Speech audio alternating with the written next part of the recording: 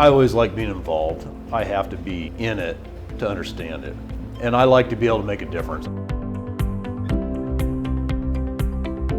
Hello and welcome to this edition of the State of Soy. I'm Aaron Putsey. We're coming to you from the PepsiCo Collaborative Room here at the Iowa Soybean Association.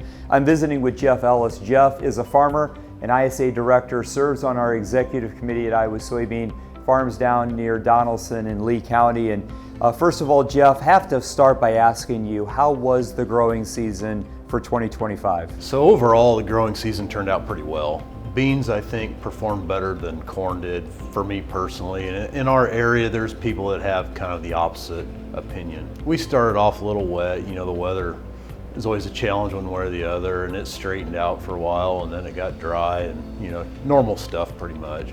Of course, we're here at the Iowa Soybean Association office. You're here because the exec committee is meeting, and we're going through updates on programs. We're going through updates on the issues. As a soybean farmer and as a leader of Iowa Soybean Association, what's an issue or two that has your attention? So as a farmer, we're always talking about price of our products, right? So markets are definitely a big deal, and trade with China. Are they actually going to come and meet their commitments or not? That's always top of the list. Inputs, you know, is probably the next thing. Some talk about, you know, what we can do about fertilizer and chemicals and seed and pricing and buying stuff right and all that kind of thing. Now that you're on the inside and you're on the board and you're in more and more conversations all the time, what do you want farmers to know about the impact that an association like ISA can have on the issues that you've just mentioned? Iowa Soybean has a lot of clout. When you go to DC, you go to different meetings across the country, everybody knows who we are, for one, and which is kind of a nice place to be. You don't have to tell them all about who you are, what you are, where you're coming from. They know who ISA is. So that makes the conversations a little bit easier, at least to get started.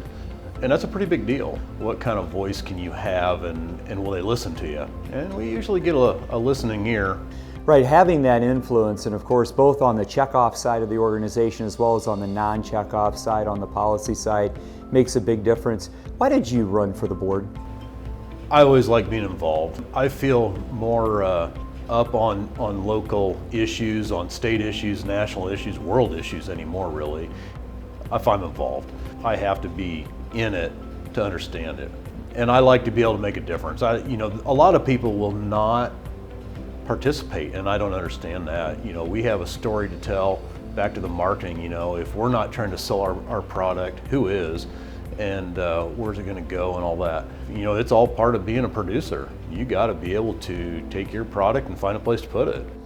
You know, we at Iowa Soybean, we have our website, we have our social media channels, we're up on the radio, we have the State of Soy, we have a lot of ways to communicate to farmers, but yet we also want farmers to show up.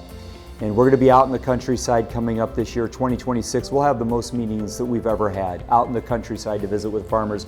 What's your message to farmers as to why they should make time to show up for the meetings and the opportunities to gather that we'll have in 2026? Show up, participate, be part of the discussion, tell your story, because it really can be effective and educational.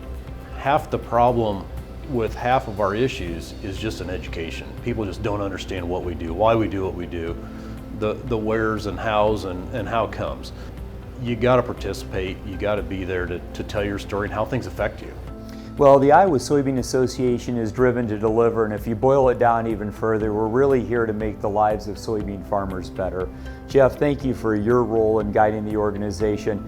And as we go out into the countryside in 2026, we hope you as a soybean farmer will see you along the journey. Reporting for this edition of the State of Soy, I'm Aaron Putsey.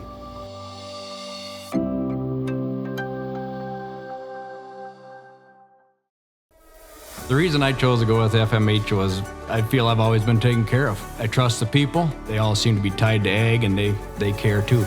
And I also appreciate their American company. As a farmer, I appreciate they're family owned, that it's here in the United States, that they're owned in the United States, and they're working for us. All good people. We've been with them for 10 years probably now. They're a great company, and I will stay with them forever.